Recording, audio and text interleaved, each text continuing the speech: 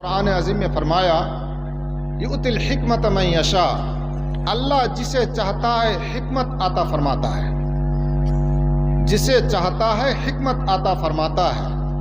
ومن یؤت الحکمہ فقد اوتی خیرا کثیرا، اور جس کو حکمت دے دی گئی اللہ نے اسے خیر عظیم سے نواز دیا، خیر عظیم عطا کر دیا۔ حکمت کیا ہے؟ یہ حکمت علم وحی کا علم ہے، یہ حکمت قرآن کا علم ہے، یہ حکمت احادیث کا علم ہے، یہ حکمت آثار امت کا علم ہے، یہی ہے حکمت۔ تو حکمت اس کے اندر تمام تر بھلائی اور تمام اچھے علوم اس کے اندر داخل ہیں، اس حکمت کے اندر۔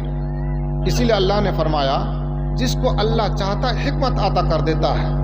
یہ حکمت سب کو نہیں ملتی ہے، اللہ جسے چاہتا ہے اسی کو عطا فرماتا ہے۔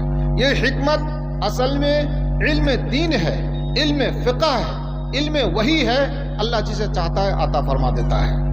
لیکن یہ علم بہت سارے لوگوں کو نصیب نہیں ہوتی ہے کیونکہ اللہ نے چاہا ہی نہیں اس کو۔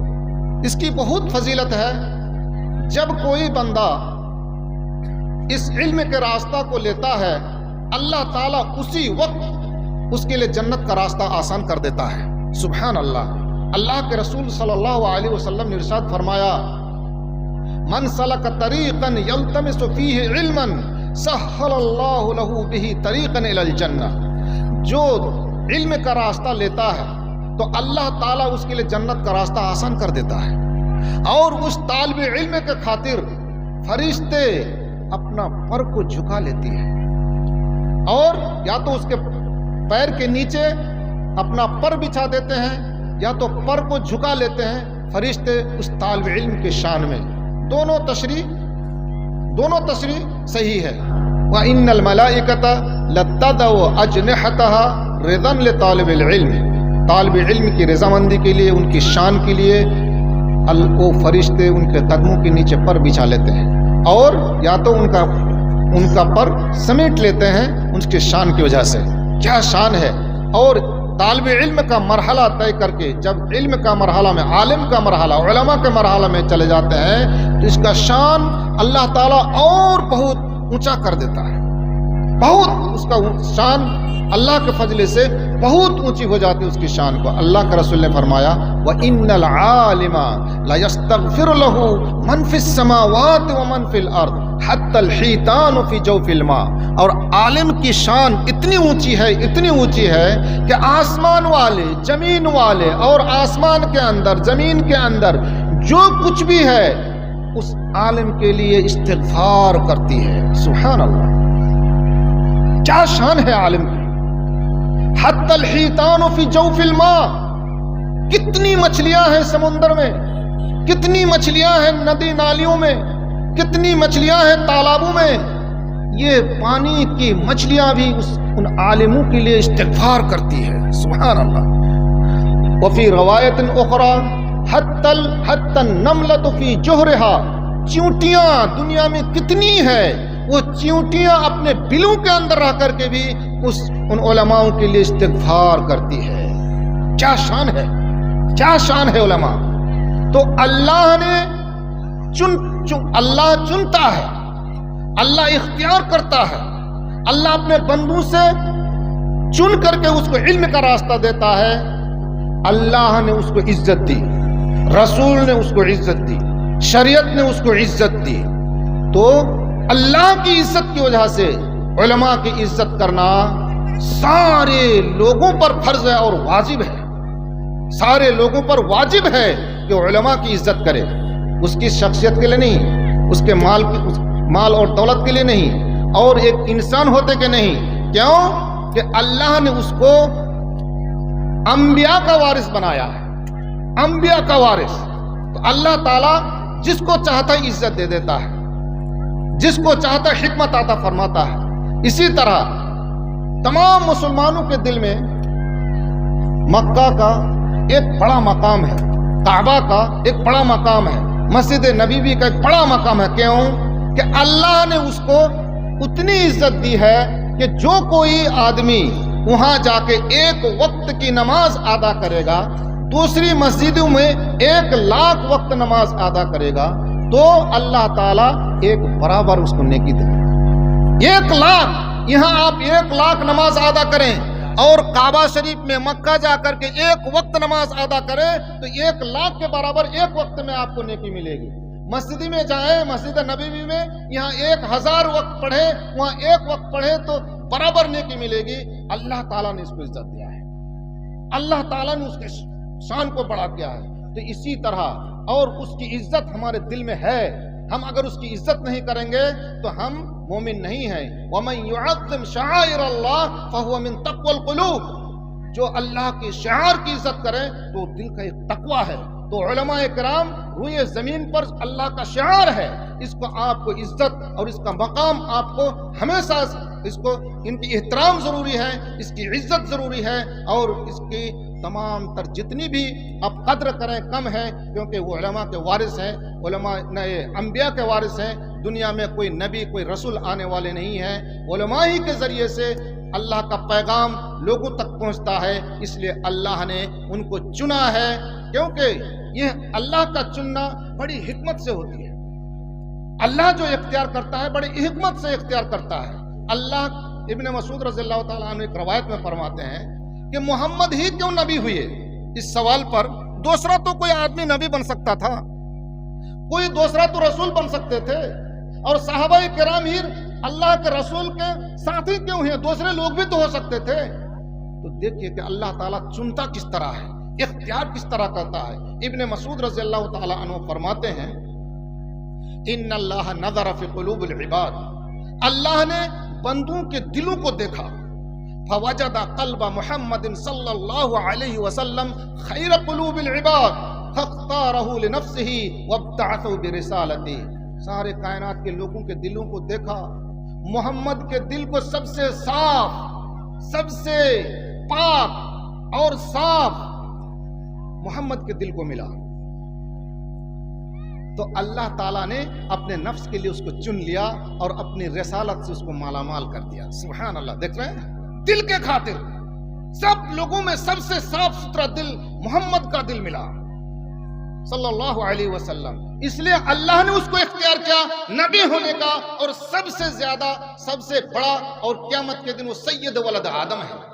اللہ کے رسول نے فرمایا انا سید ولد آدم یوم القیامت ولا فخر، میں قیامت کے دن سارے بنی آدم کا سردار ہوں گا، اس میں میری کوئی فخر کی بات نہیں ہے۔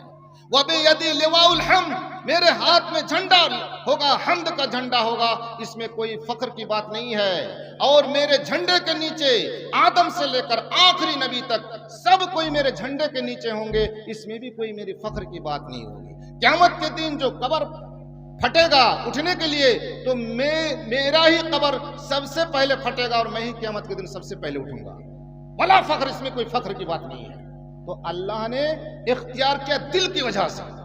اس کے بعد ثم نظر فی قلوب العباد، ثم نظر فی قلوب العباد فوجد قلوب اصحابہ خیر قلوب العباد، پھر اللہ نے لوگوں کے دلوں کو دیکھا تو دیکھا کہ اللہ کے رسول کے جتنے صحابہ کرام تھے ان کے دل سب سے زیادہ صاف ستھرا ہے اللہ کے رسول کے بعد، تو اللہ کے رسول کے لیے ان صحابہ کرام کو ان کا ساتھی بنا دیا، فجعلهم وزراء نبیہ یقاتلون عن دینہ، ان لوگوں کو اللہ کے رسول کے وزیر بنا دیے جو دین کے خاطر ہمیشہ کوشش کرتے تھے، ہمیشہ کوشش کرتے تھے۔ تو یہ اختیار علماء کو چننا، علماء کو اس کے دین کے علم میں لگا دینا، اسی طرح کا کچھ معاملہ ہے۔ کیوں کہ ہزاروں میں لاکھوں میں چن کر کے اللہ تعالیٰ ان سے بھلائی کا کچھ ارادہ کیا ہی ہے، اور دیکھا ہے کہ اس بندے کے ذریعے سے کچھ بھلائی ہوگی ہی، تو اللہ تعالیٰ اس راستہ لگا دیتا ہے۔ یہ اختیار اللہ کی طرف سے ہے۔ اس لیے بھائیوں، اللہ نے جو علماء کو قدر دی، جو عزت دی، جو تکریم کی، وہ عزت ہمارے دل میں بھی ہونی چاہیے، وہ احترام ہمارے دل میں بھی ہونا چاہیے۔ ہم کسی علماء کے خلاف کچھ بات نہ کریں، کیوں کہ اس کی عزت ہمارے اوپر واجب ہے۔ یہ ایسے نہیں بول رہا ہوں کہ میں علماء ہوں، میں عالم ہوں اس لیے بول رہا ہوں، ایسا نہیں، یہ حق ہے، یہ حق ہے کہ آپ لوگوں کو، کیونکہ کہیں ایمان میں کچھ کمزوری نہ آ جائے، ایمان میں کچھ بگڑ نہیں آ جائے، تو آپ جس طرح علماء سے چمٹ کر کے رہیں گے وہ اتنی ایمان کی پکی کی علامت ہے۔ لیکن علماء حق علماء کے ساتھ رہنا ہوگا، حق علماء حق کے ساتھ، علماء بدعی علماء کے ساتھ نہیں، جو بدعتی کام کرتے ہیں، جو بگاڑتے ہیں سماج کو، ان لوگوں کے ساتھ نہیں۔